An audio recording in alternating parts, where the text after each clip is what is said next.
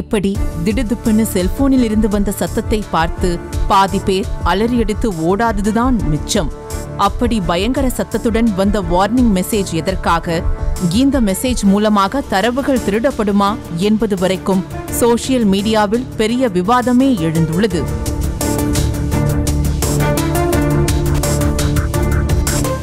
வெள்ளம், சுனாமி, புயல் போன்ற இயற்கை பேரிடர்கள் வந்தால் முன்கூட்டியே தகவல் கிடைக்காமல் மக்கள் சிக்கிக்கொண்டு தவிக்கும் செய்திகளை பார்த்திருப்போம்.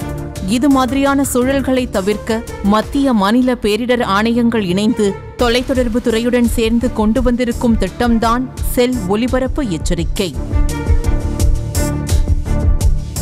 கட்டிடத்தில் தீப்பற்றினால் ஃபயர் அலாரம் அடிப்பது போல ஏதேனும் இயற்கை பேரிடர்கள் வந்தாலும் உடனடியாக செல்போனில் எச்சரிக்கை மணி அடிப்பதோடு குறுஞ்செய்தியும் வரும்.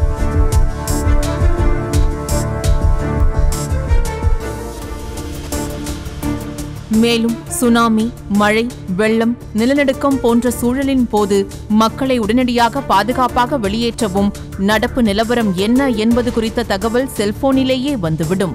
தற்போது சோதனை ஓட்டம் என்பதால் உண்மையான எச்சரிக்கை என நினைத்து யாரும் பயப்பட வேண்டாம் என கூறியுள்ள தமிழக அரசு அதற்கு எந்த பதிலும் கொடுக்க தேவையில்லை என தெரிவித்துள்ளது.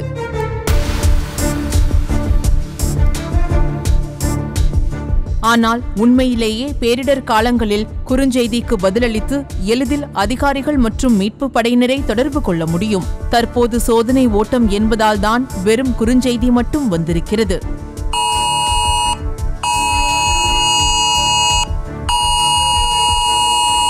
ஆனால் இந்த குறுஞ்செய்தி ஆண்ட்ராய்டு செல்போன்களுக்கு மட்டுமே வந்திருக்கிறது. iOS பயனர்களுக்கு வரவில்லை. ஆண்ட்ராய்டு மாதிரி iOSஇல் தேர்ட் பார்ட்டி ஆக்சஸ் இல்லை என்பதால் அந்த வகை செல்போன்களுக்கு குறுஞ்செய்தி அனுப்பப்படவில்லை என்பதும் குறிப்பிடத்தக்கது. ஒரு நாள் 10 தலைப்புகள் 100 செய்திகள். இன்றைய செய்திகளின் அசத்தலான ஒரு மணி நேர தொகுப்பு. செய்திகள் 100 நாள்தோறும் காலை 6:10 மணிக்கு மற்றும் இரவு 9 மணிக்கு நமது நியூஸ் தமிழ் தொலைக்காட்சியில் காணத் தவறாதீர்கள்.